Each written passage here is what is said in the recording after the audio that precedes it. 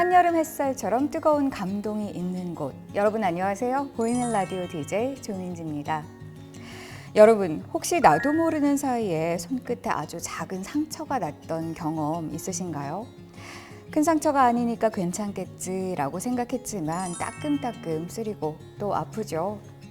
네, 오늘 만나볼 사연들도 이런 작은 상처를 닮았습니다. 어떤 이야기들이 준비되어 있는지 함께 보시죠.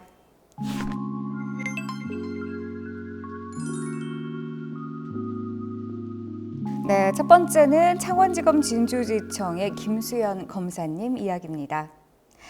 이 사건은 피해자가 타인 앞에서 피해자에게 큰 소리로 또 심한 욕설을 해서 경찰이 출동하면서 시작이 됐다고 해요.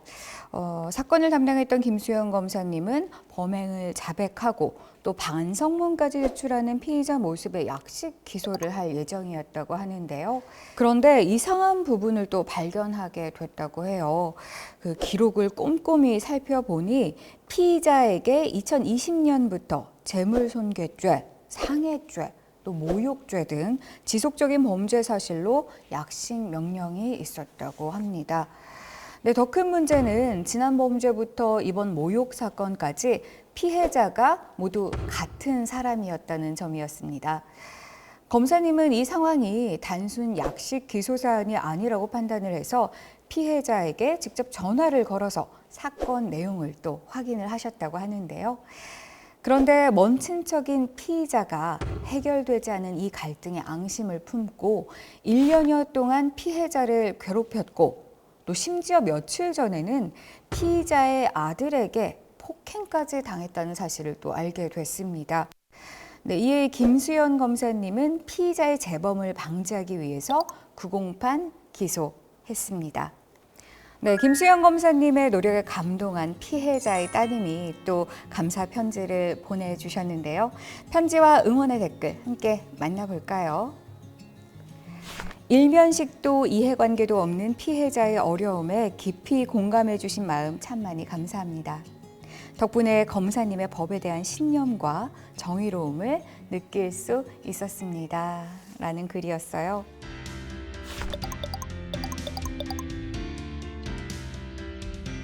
네, 눈에 보이는 것에만 집중하지 않고 또 보이지 않는 피해자의 마음까지 읽어주신 덕분에 추가 피해를 예방할 수 있었다고 합니다. 김수연 검사님, 고맙습니다.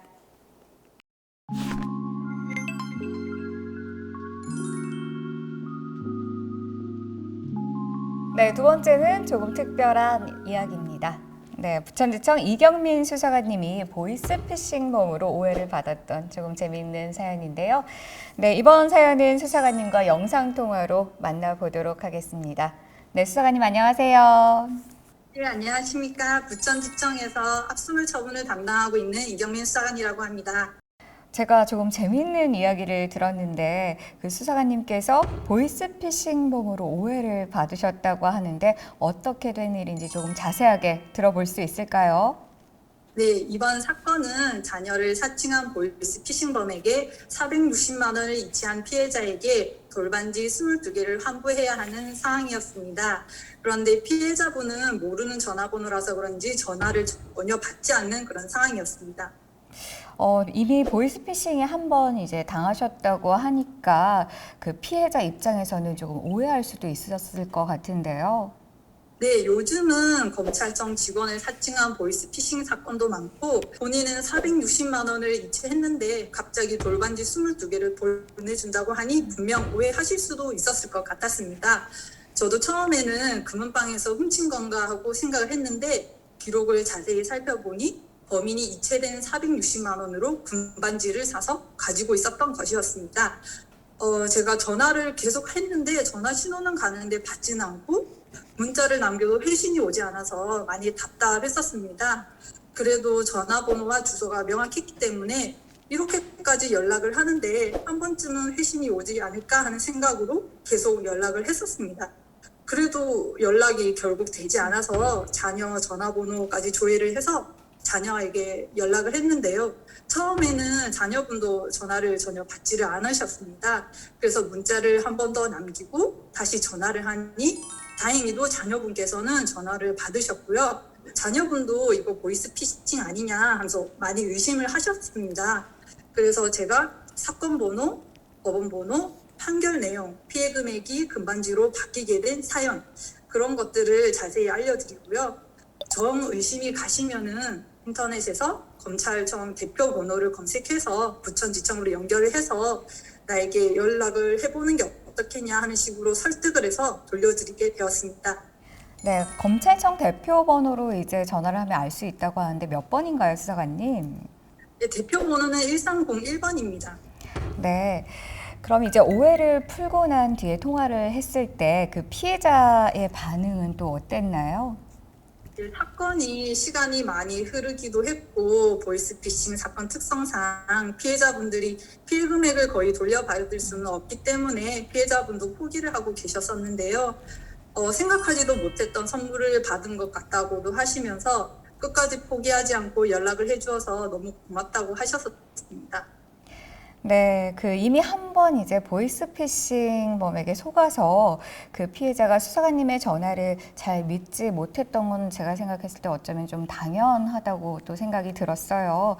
근데 여러 방면으로 이 노력해주신 수사관님 덕분에 그 피해자가 마음을 또 열고 또 금전적인 손해도 회복하게 되셨다고 하는데요. 그럼 수사관님을 향한 그 댓글 한번 볼까요?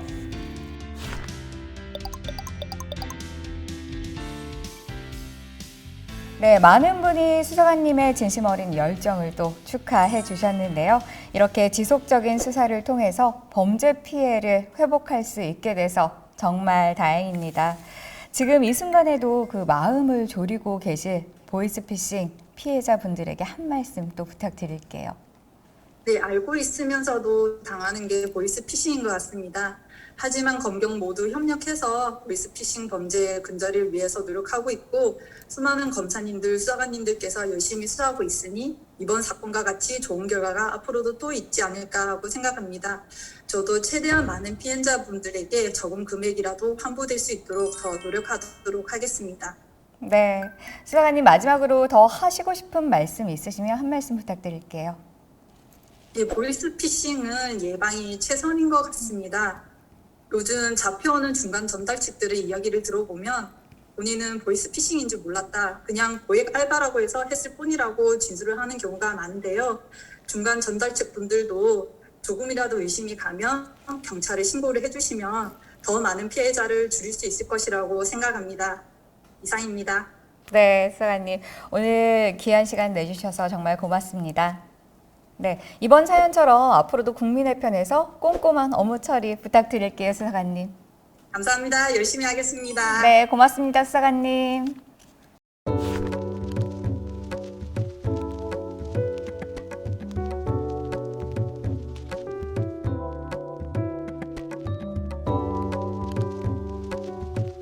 네, 오늘 보라에서 준비한 사연은 여기까지입니다.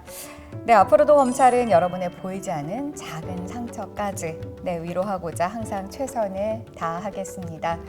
앞으로도 피해자의 목소리에 더 귀 기울이도록 하겠습니다.